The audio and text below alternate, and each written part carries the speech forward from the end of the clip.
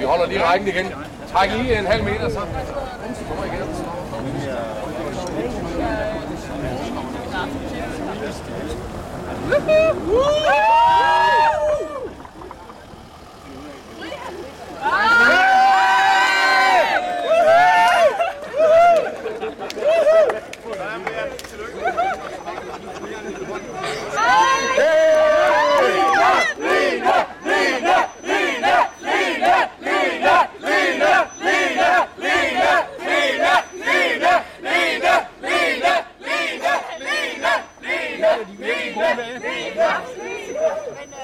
Døgn har været fantastisk, og det har været ekstra godt at være konservativ.